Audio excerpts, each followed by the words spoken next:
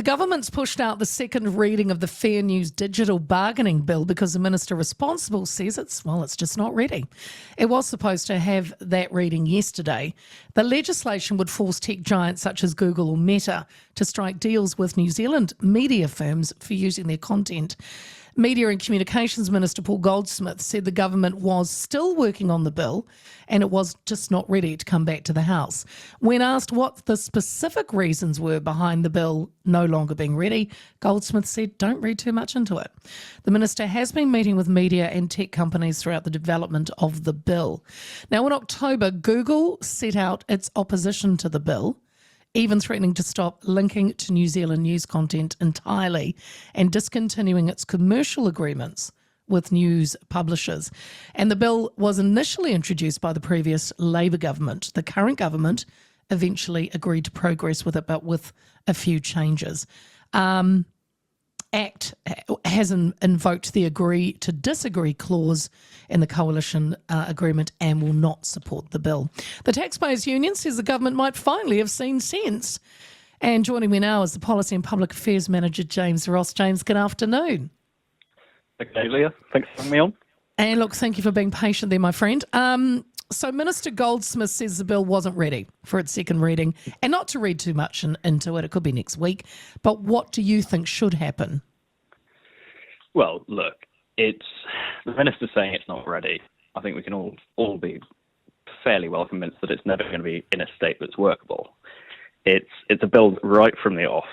We at the Taxpayers Union have said just isn't going to work. You can compare it to almost carbon copy bills that have been produced internationally, like the Australian bill, like the Canadian bill. And every single time, what you see is that these sort of agreement frameworks go bang. They don't work. People end up without access to news through Google and through Facebook, and it's ordinary everyday Kiwis end up suffering.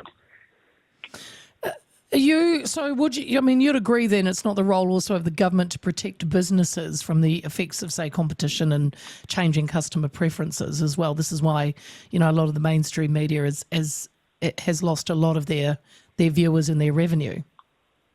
Yeah, look, this is exactly what it is. It's a bailout by the back door. And the real issue, the real reason why these sort of established media organizations and firms are struggling for revenue is that they are historic lows for trust. People just don't trust them anymore, and they don't want to engage with them. Now, if the government steps in and keeps chucking bigger and bigger bungs their way, where is the incentive for them to reform? Where's the incentive for them to reflect the views of the general Kiwi public? Because at the moment, they very clearly don't. Is it not fair, though, to pay for someone else's work, like in the bigger picture? What this ends up being almost is a link tax. But the point that we always make is that these companies, these media organizations, don't have to have their stuff on Google. They don't have to have their stuff on Facebook. They can opt out already. They can opt to have their information scrubbed from there. They don't because it's in their interests, and they're making money off of it. And frankly, that's why they're paying tens of $millions a year already to advertise on these platforms, because they can see the merit they get from this. This is just looking for a little extra cash in the pocket. You referred to Canada, Australia and Canada.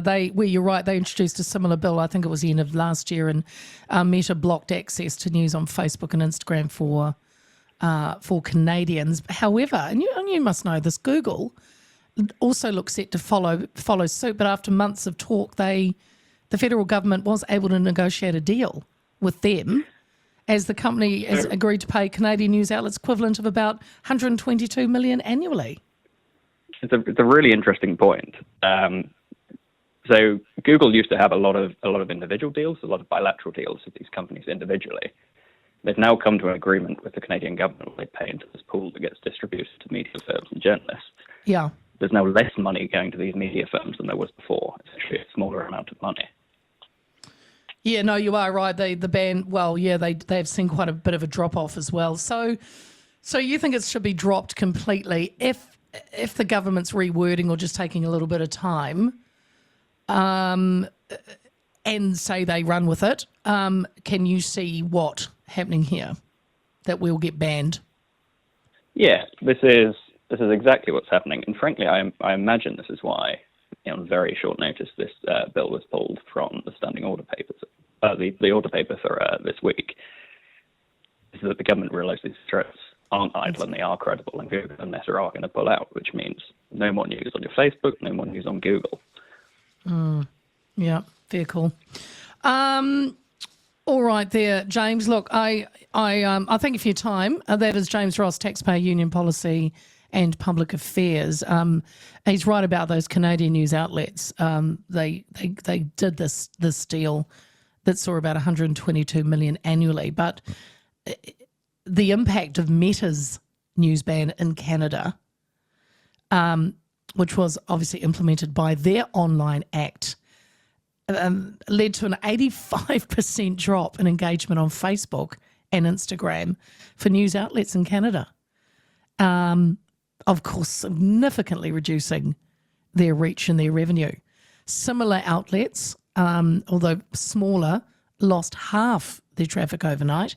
One called Great West Media also saw declines, emphasising the risk of dependency on social platforms for revenue.